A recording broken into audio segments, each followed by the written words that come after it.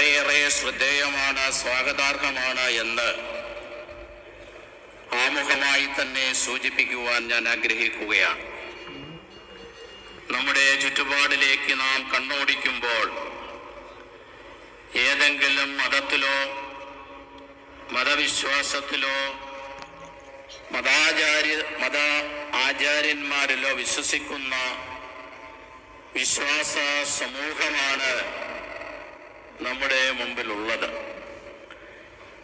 എല്ലാ മതങ്ങളും എല്ലാ മതാചാര്യന്മാരും എല്ലാ മതദർശനവും നമ്മെ പഠിപ്പിക്കുന്നത് സ്നേഹത്തിൻ്റെയും സാഹോദര്യത്തിൻ്റെയും സൗഹാർദ്ദത്തിൻ്റെയും സഹിഷ്ണുതയുടെയും സന്ദേശമാണ്.